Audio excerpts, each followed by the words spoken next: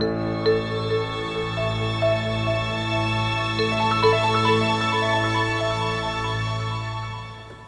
name is Valerie Burke. I'm Ward 1 Councillor Thornhill, and I just wanted to welcome all of you here today. I'm very excited that you're here to become informed.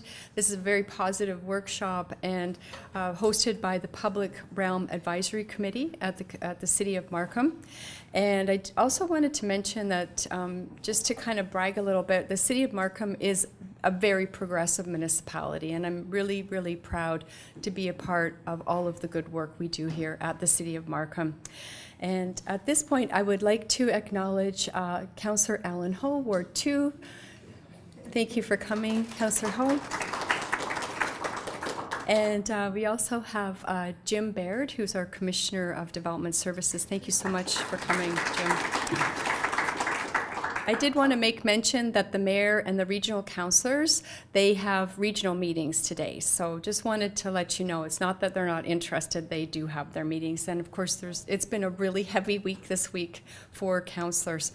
So at this time, it is my great pleasure to introduce our guest speaker, Dr. Karen Morrison. And I just wanted to give you a little bit of history about Karen. Dr. Karen Morrison sits on the steering committees of Ecohoealth Ontario and the Ontario Biodiversity Council. She is the past vice president of the International Association for Ecology and Health and is an adjunct professor in the Faculty of Environmental Studies at York University. A trilingual academic, she has worked in Latin America, Southeast Asia, and Europe. Wow. Her research focuses on situated learning and ecosystem approaches to health, often in a watershed context. She's the author of 1 book, 16 journal articles, and 10 book chapters. Dr. Morrison has been a principal investigator on more than $350 million worth of domestic and internationally funded grants. Please join me in welcoming Dr. Morrison.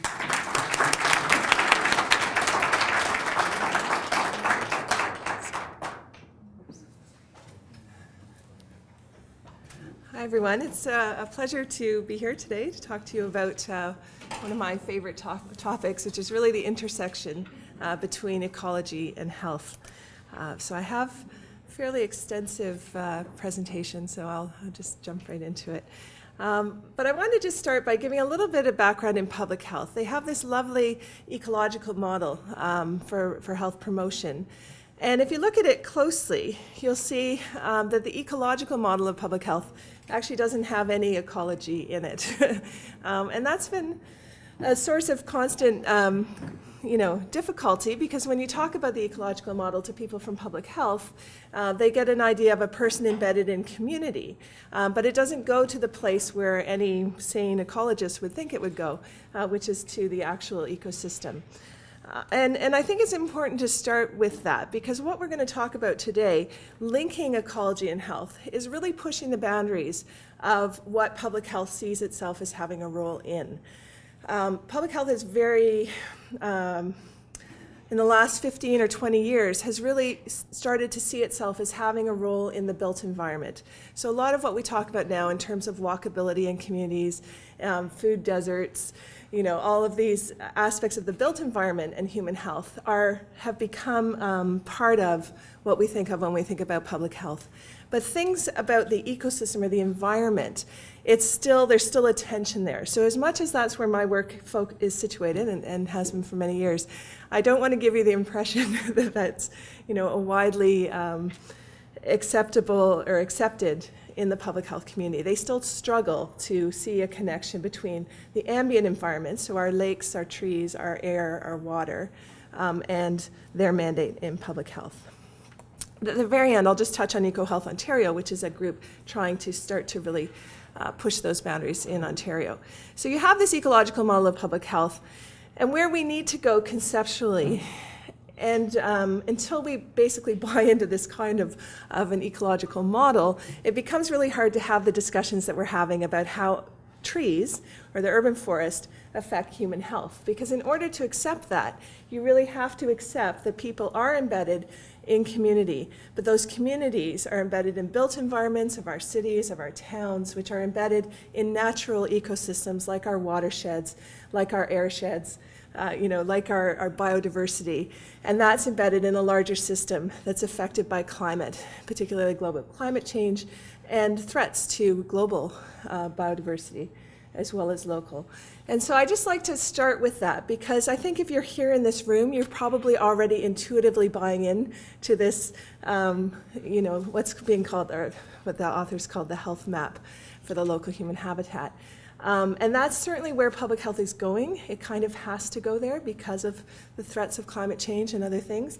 But it's not necessarily there for all the people who are working in public health at this moment. I also, just another little bit of public health primer before we get into the good stuff, is in public health we talk a lot about the social determinants of health.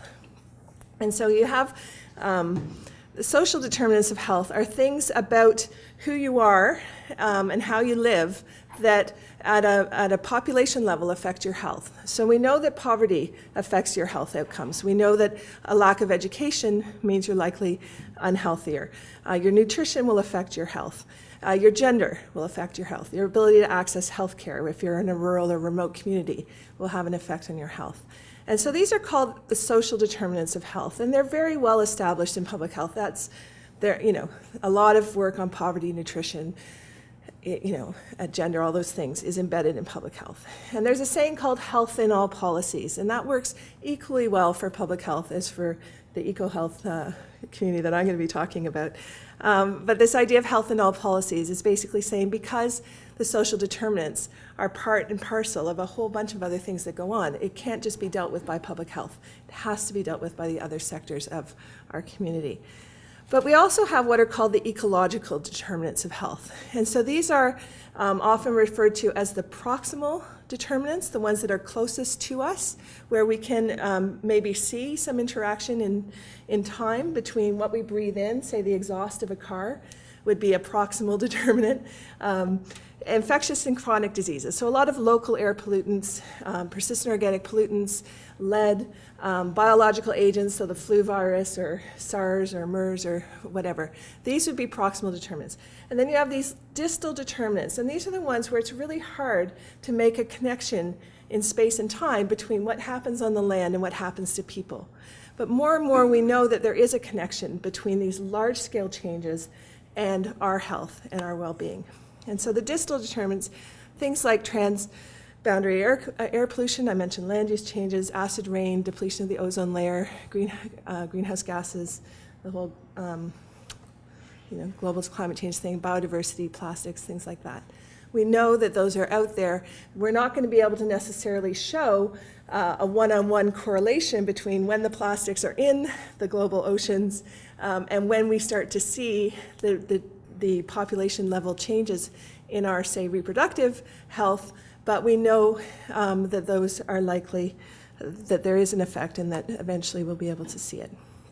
So when we talk about health in the context of this talk, we're really talking about this broad spectrum of health. So it's not just about your physical health, and we often, instead of health care, it really is more helpful to think of our healthcare system as a sickness care system. Okay, so we can measure sickness and we can quantify sickness a whole lot easier than we can talk about health. And so our healthcare system that gets 98% of our health dollars is really for people who are sick, either in the primary, secondary, tertiary treatment, tertiary being hospitals, things like that.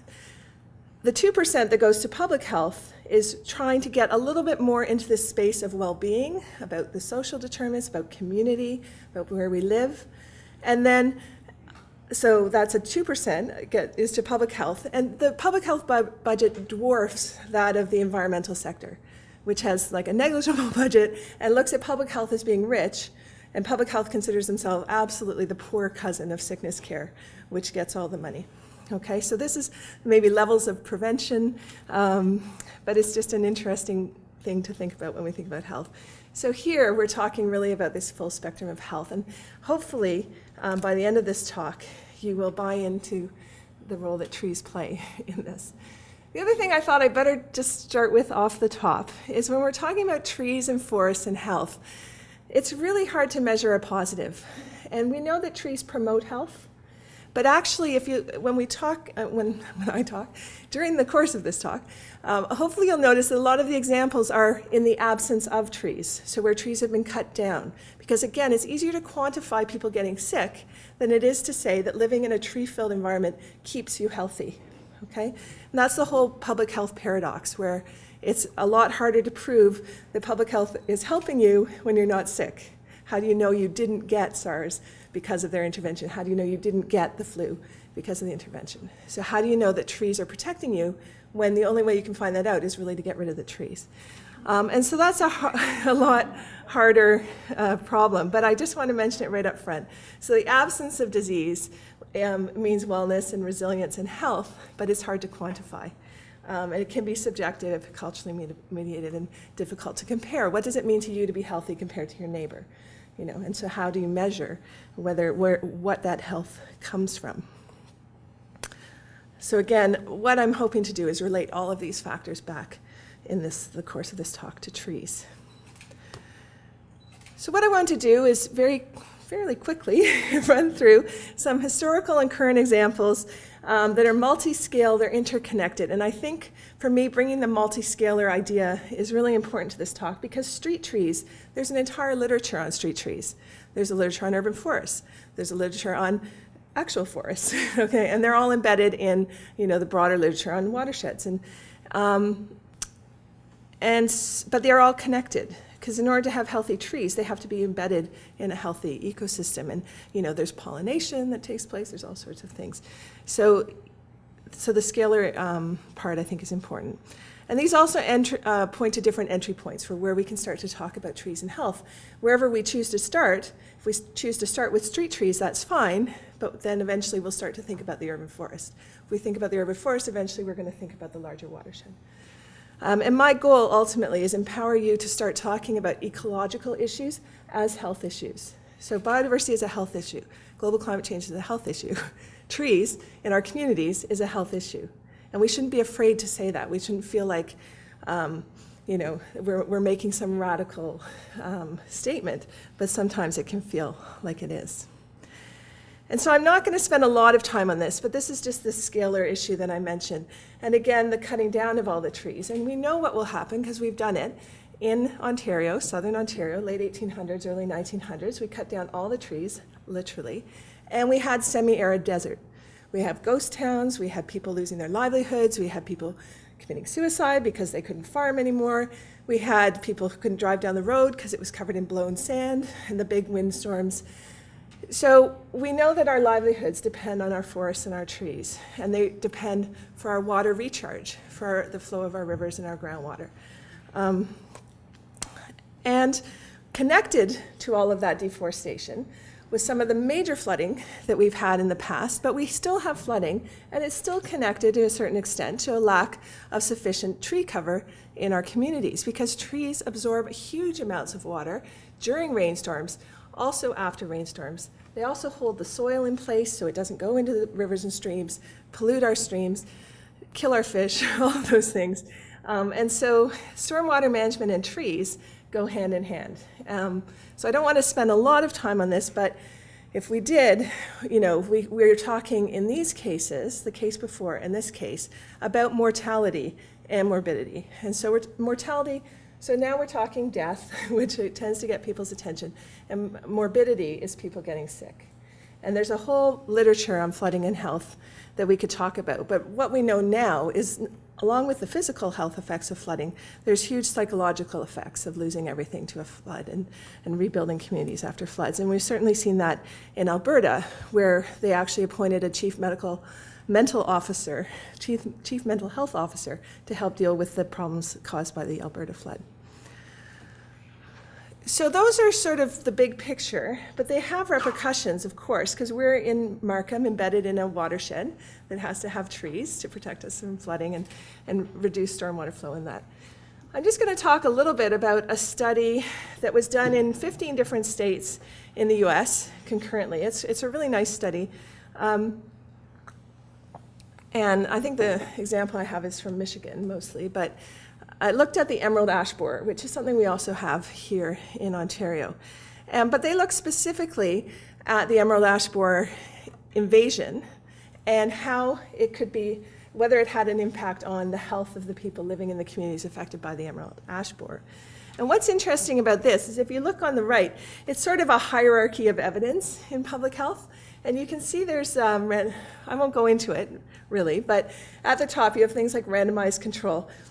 And underneath you have quasi-experimental studies. And so basically, when you're getting up to closer to the top of the pyramid, you're starting to see stronger research design. The big problem in the environment is that we can't cut everyone's trees down and watch them die and do that as an experiment. We run into a lot of ethics around poisoning people and then collecting data to find out. We do it on animals, but not so much on people. So we tend to have that lower level of evidence of surveys or cohort studies or longitudinal studies. But we rely on natural events to give us the data that we look for to make some comparisons or to better understand what's going on with the environment. So this was a really interesting one because what happened, and here in Michigan you can see basically the epicenter in red of where the emerald ash borer was introduced at one of the ports. And then spreading through the community, the state, and those are all the little counties. But what was really interesting, and there was a random element to it. And so some communities, like that one on the bottom right, or there's a couple down there, basically it was spread by firewood. So somebody was up visiting their friends, they grabbed some firewood, they took it home, and they started an infestation in their home community. But it had that nice random element to it, which becomes really important when you start to do some statistical analysis. It's nice to have that sort of natural variability in the data set. And so this, the emerald ash borer basically caused the loss of 100 million trees in Michigan alone. And so this study, I'm not going to go into the details, but they did a nice job of their controls. They looked at canopy cover, they looked at percentage ash. And basically what they were able to show was as this outbreak moved through the community, as trees were either prospectively cut down in order to reduce the infestation, or the trees died because of the infestation, they were able to look at the health data from those counties where basically not much else had changed. There was no big event in Michigan that had any other cause. The big thing that swept through was the emerald ash borer. And so you have this increase in mortality related to cardiovascular and lower respiratory tract illnesses in the counties that were infested. What was even more interesting, it was a magnitude greater as the infestation progressed and more trees died, and in counties with an above average median household income, which goes against a lot of what we think with the social determinants of health. Poor people get sicker. Well, in this case, the data were showing the wealthier people were all of a sudden dying off, getting sicker. And basically, the conclusion was because the wealthier, and we're going to talk a little bit about social equity and canopy cover, but we know that the wealthier neighborhoods tend to have more trees, bigger trees, more canopy, more benefits of that green space. In the wealthier neighborhoods, that's why people buy, because of the mature trees in the neighborhoods. And these trees are not little. These elm trees in the state, somebody was asking me, well, why would it matter? But these are huge trees in these old neighborhoods. And so their conclusion from this study was that the natural environment provides major public health benefits. This is just one study, but I think it's an interesting one. But it starts to hint at this literature out there, and there is a broad literature around how trees are helping us. And there's a number of things that trees do. Their bark will attract or hold on to particulate matter, so PM10, PM2.5, the larger particulate matter, worse on your lungs, but it will go onto the tree bark and then get washed off the trees into the storm sewers. And so it takes it out of the air if you have nice street trees. Absorbs other kinds of pollutants in the leaves. So the study in Toronto that you might have already heard of, apparently I had a speaker here from TB Bank, so I'm about to blast that study, but I'll just do that in a minute. They quantify that trees and shrubs in Toronto remove approximately 1,950 metric tons of air pollution each year. So again, we're not talking about small amounts of pollution. We're talking fairly large with the value of 16.9 million Canadian a year. That's the part I'll take on in a minute, so just remember that's in red. And so in that study, basically, and in all of these valuation studies, ecological valuation studies, and fair enough, they're ecological valuation, they're not necessarily health, none of them quantify health benefits. So we've just seen cardiovascular death, mortality, respiratory tract illnesses. These are just the big ones. So there's, I'm sure, a spectrum of lesser health effects that would have come through. And this is from not just the air pollution reduction, but also the stress, not having the benefit of the green space, and for stress reduction, for all sorts of other, getting outside, going for walks, the other values as well. But these studies tend to look at, for example, wet weather flow, air quality, energy savings, carbon sequestration, and energy emissions as benefits of having trees and forests. So you would have heard that last week. And of course, it's all true, and it's all great. Not disputing that.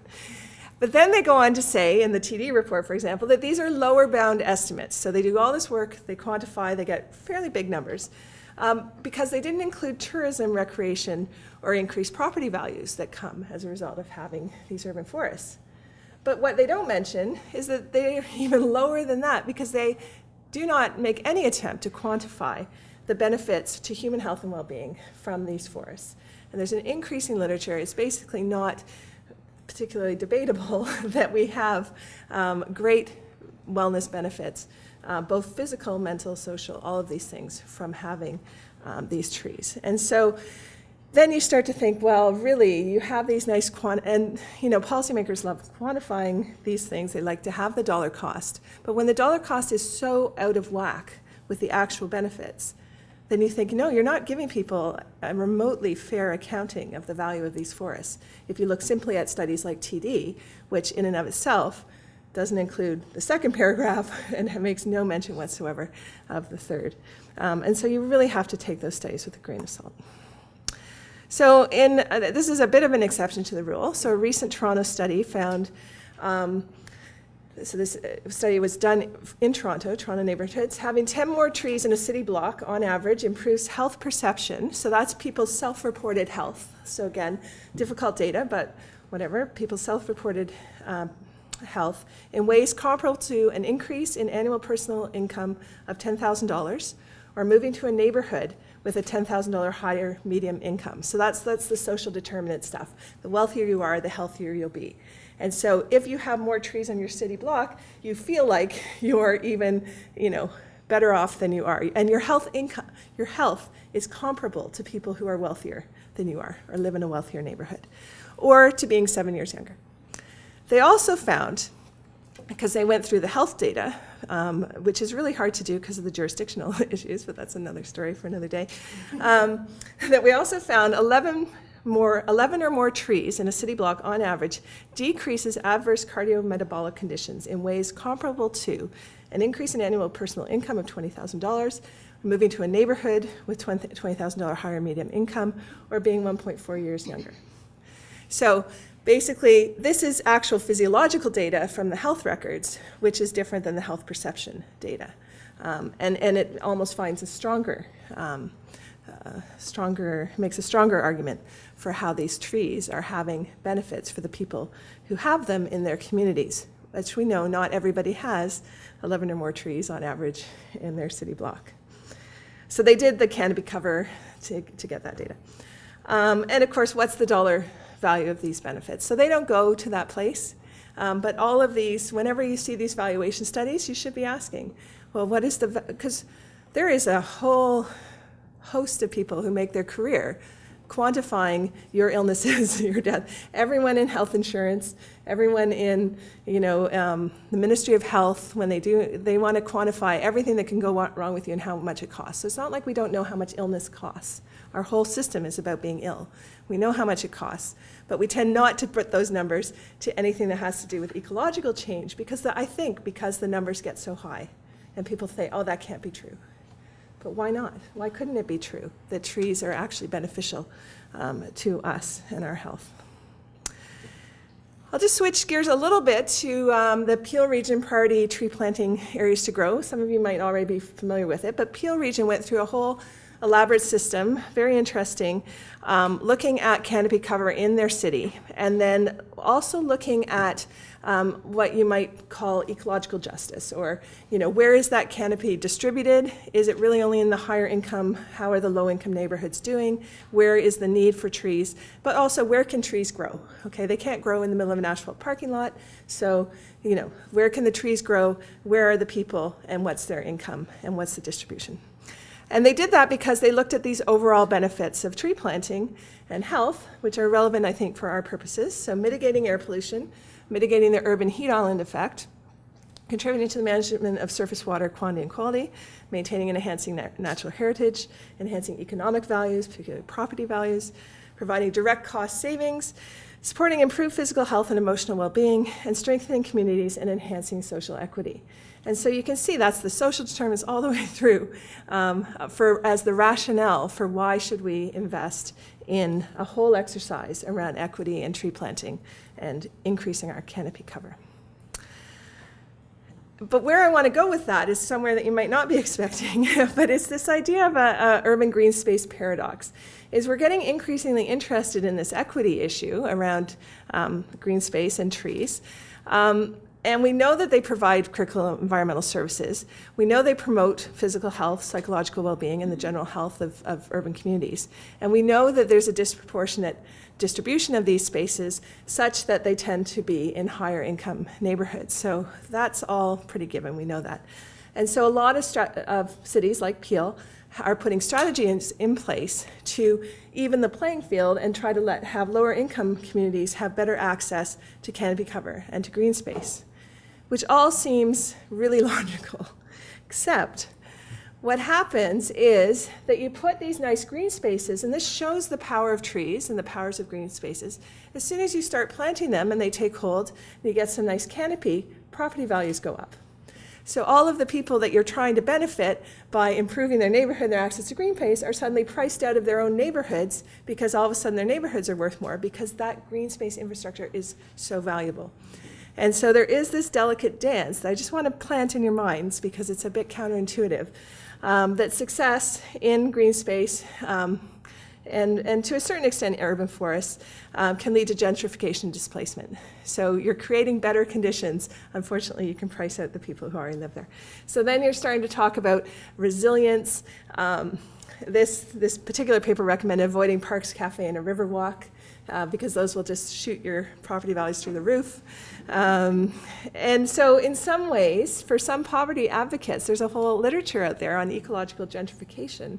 But basically it's saying we have to fight not only against the social groups and the market forces, but we have to fight against environmentalists because they're making these communities too great and people can't live there anymore. So I'm just mentioning it because I find it interesting, but it favors more small scale investments so that you're not totally, okay, I don't have much time here.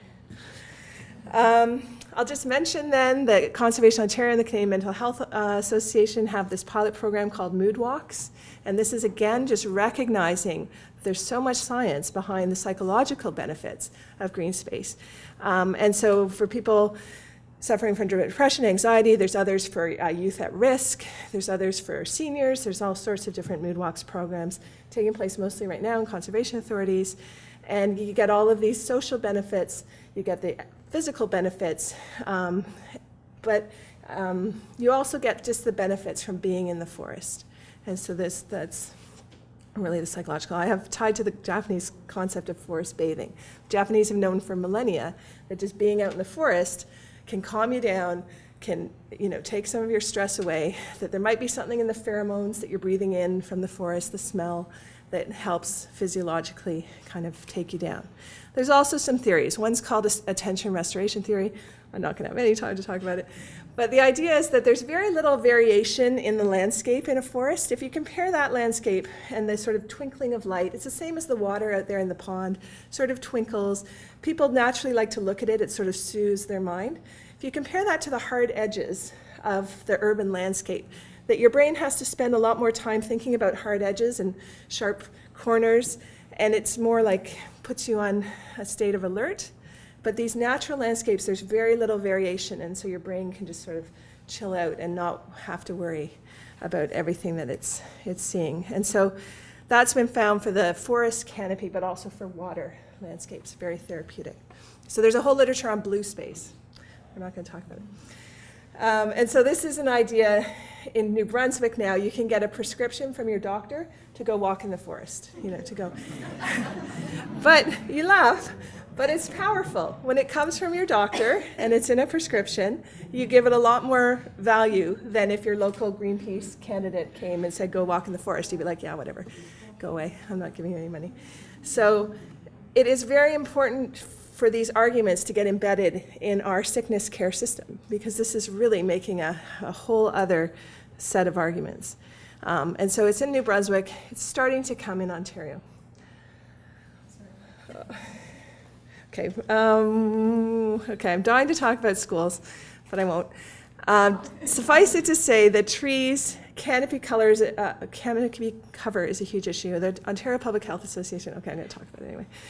Just put out these shade guidelines. So shade is huge for the ultraviolet light, and particularly for children, because they're more at risk, and it starts you down a lifetime of skin cancer problems. So there's both artificial and natural shade. Of course, the one we're interested in is the natural shade is the trees. Trees take a long time to grow. So you have to start planting now to have the benefits 10, 20 years down. So that's why you're seeing a lot more artificial shade. But you have things like this, where in the summer, I have a 3-year-old, you cannot play in the slide. It will burn you. It is like standing in an oven. It's a completely useless park in the summer, and it's for children who want to be outside in the summer. You can't go there. But where are the co-benefits? You're getting nothing. You have this structure that you can't even use because it's too hot, but you're not getting any additional benefits. So the kind of benefits, and the city of Peterborough just had a workshop called A Passion for Trees, enhancing shade in municipal and school settings. So there's a whole literature on where to put the trees, and we're not going to talk about it. Multiple co-benefits.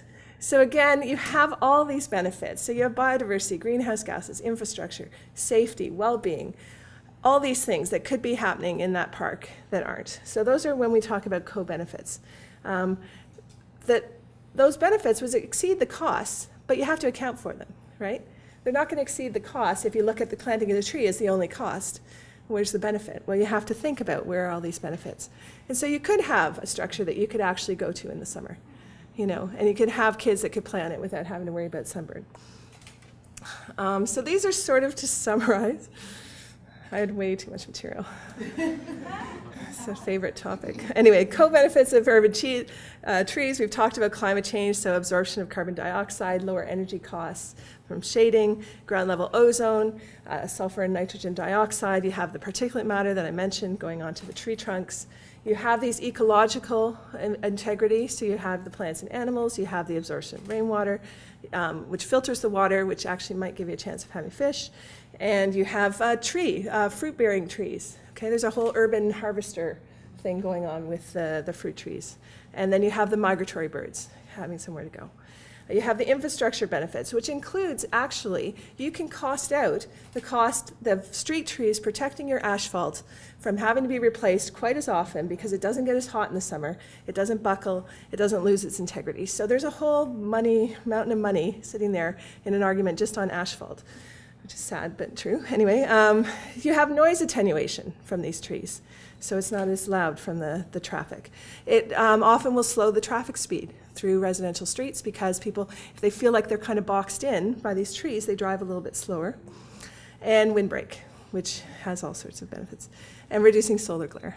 So, again, other co-benefits, aesthetics, mental and physical health I've touched on, community safety, property values I've touched on most of those.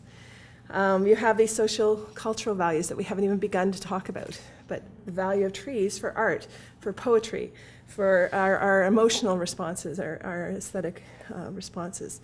And then virtual trees, I just wanted to throw in there, because actually there's a value of just looking at a picture of a natural landscape or a tree. It has similar soothing effects of an actual tree. Even a screensaver has some physiological benefits, and there's studies being done on that. So, anyway, we can talk about that later. But my point is, if we had a pill, if this was Viagra, right, people would be all over it for all these benefits.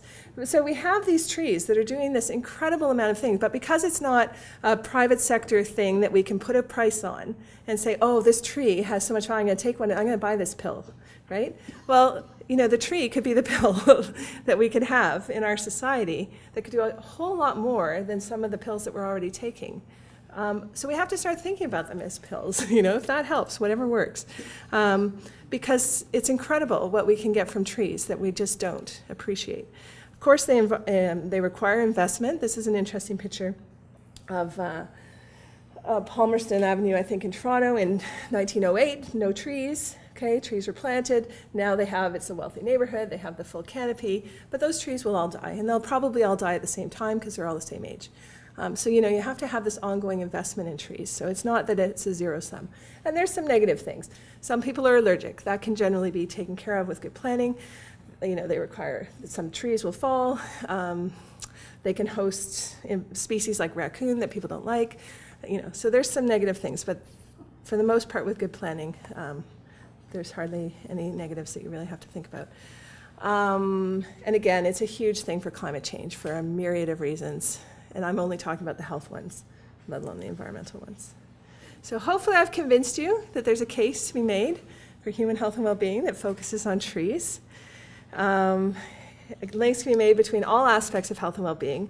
The valuation of benefits or co-benefits needs to include population or public health benefits. Public health needs to expand its definition of health to explicitly include the ecological determinants of health. We need the health community on board. And we all need to start to talk about ecological integrity as a health issue for current and future generations. Again, I have a 3-year-old. It's big on my mind. Trees planted at multiple and spatial scales and multiple sites represent critical health prevention infrastructure. I hope you agree. Thank you.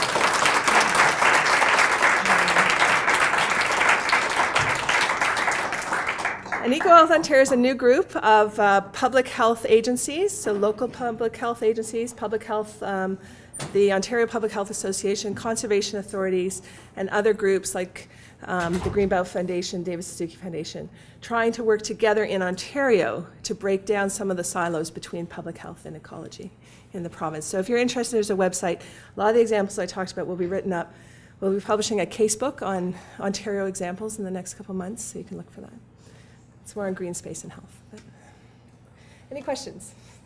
Sorry, I feel like I just, what? No, I think we all agree with this. Our issue is how do we convince or educate the political system, yes? When you have, like, we have the disaster, I would call disaster of non-local observatories lands, yes? How do we do this in political terms, yes? We have the same happening now in Markham, where we have a beautiful place where it's a golf club and they want to take like 4,000 trees down. Yes? How do we teach them, I don't know, educate them that they have to think about this health issue? That is a problem. How do we do this? Yeah. You have like people that come, they want to cut that tree because it's too big. And for political reasons, they are allowed to cut that tree. Yes, because they want to please that resident, even if it's not necessary. Yes, so how do we educate that? Yeah, well, I think part of it is starting this conversation and empowering people to talk about ecology as a health issue, because we haven't traditionally ever done that. And so it's been a separate sphere, and you're a tree hugger, and you could be dismissed if you want to keep a tree from being cut down. So if you're a medical doctor and you speak, about health issues, you get some credibility. If you're a specialist in the environment, you speak about environmental issues, nobody cares, right? And that's the truth. So part of it is starting to co-opt the language of health, in a sense, to say, no, this is a health issue for communities. This is about respiratory health. This is about cardiovascular health. This is about community building and recreation and, wellness. And that's why we care about these trees, in addition to all of the ecological benefits that we get. But we haven't had a lot of traction, as most people who have worked in the environmental sector know, through talking about the environment for the environment's sake. So it's a very anthropocentric take, is a way of talking about the environment for the sake of the people who live in the communities, for the sake of people who will live in the communities in the future. And so I think it's worth a try. And that's one of the reasons for these talks, is to empower people to start to feel like they can make those arguments, that they can talk about the health benefits that we receive from these spaces, from these trees. It's always hard on an individual basis. What does one tree do?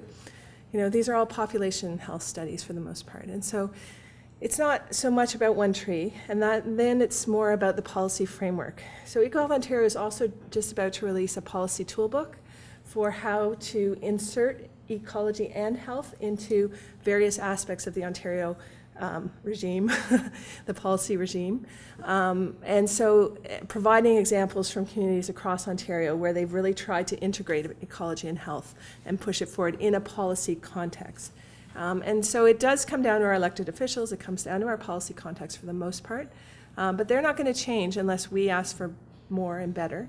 And one of the ways to do that is to remind them that they like to talk in dollars and cents. And again, until we start quantifying and talking about real, tangible dollar values for health benefits, it's harder to get their attention. But as long as they're content to take a study like TD and not question it and not know that it's maybe a tenth of the valuation that it should be, we need to be the ones saying, no, that's not the value of trees. Trees have infinitely more value than what was quantified in those studies. So there's no easy answers, but I think we have to talk differently about these issues, and that's one of the things I think we're trying to encourage. It's a long answer. Sorry, any other questions? Just one thought. In Markham,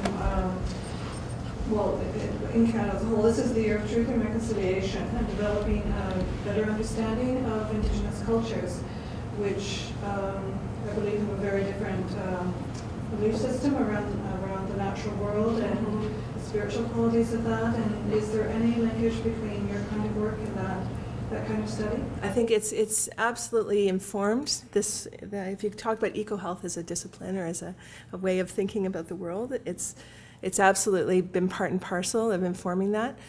Because it's a holistic worldview, right?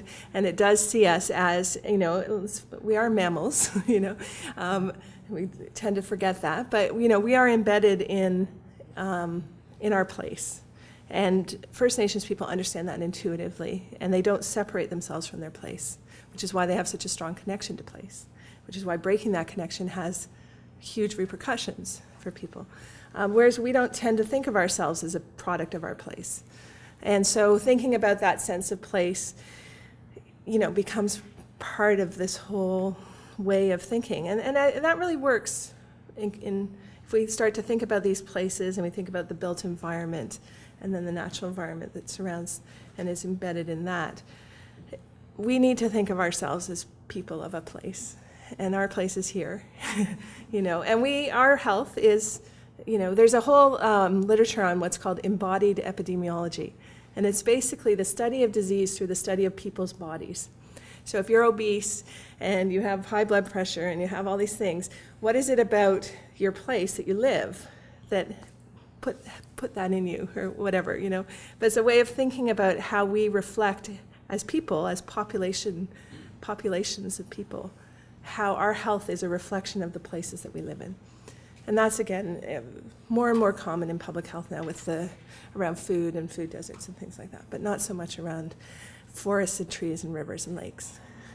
Yeah. Would you comment on whether it makes any difference if we trees, perhaps, that were native to this area versus planting exotics? Would they last longer? Are they better for health? What? It's getting complicated now because of climate change and because of the growth of trees. So in a way, actually, there's a lot of work being done to think about the species in the mid-US with higher average temperatures, starting to plant those up here so that they will grow under the anticipated conditions of higher average temperatures for the most part. And so what is native, what's non-native, which species have better canopy? There's always a philosophical argument in favor of native species, but now as our ground is shifting underneath us, I don't have a good answer for that. Would native have any say about soil, the type of soil? Whether it would grow, whether those trees that come from another area Yeah. grow as well in that soil? I'm not sure. Yeah. You know, because if you go to the botanical gardens, there's trees from all over the world, and most of them look pretty healthy, so I think they can grow. But there's a whole science behind the selection of trees. All I can say is, as a short answer, is that because of climate change, there is more and more interest in depends where's native, right? You know, the Canadian border is sort of meaningless in an ecological sense, so. But yeah, you know, there's the invasive species, there's the whole, it gets complicated. Yeah, I don't think I'm a purist in that sense, at least for North American species. And maybe European species or Asian, I'd be a little more worried. Yeah. I'm still a little bit confused about what an urban forest is, because we talked a lot about urban trees. But my question actually comes from the artificial shading, about UV protection and all that. So sometimes when you're downtown, you see really tall buildings, and you see sun reflecting off like windows and stuff. Does that count as like an artificial shading, or? Well, I guess the shade cast by the building would count as artificial shade. In the parks area, it tends to be those structures. I meant like the reflection of the sun from the window, because sometimes you see the sun shining into one building, and then the light is reflected to somewhere. Yeah, no, it happens to me. It happens right through my window.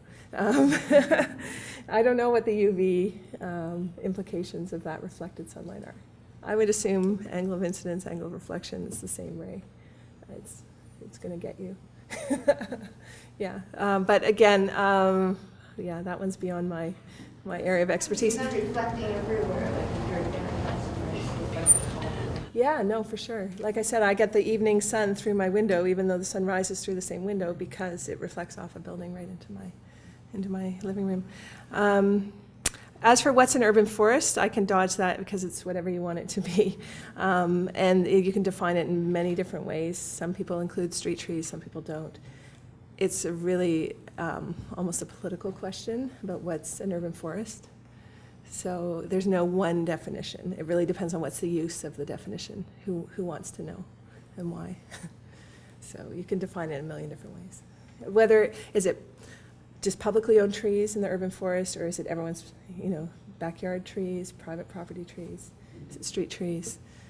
Yeah, it's a good question.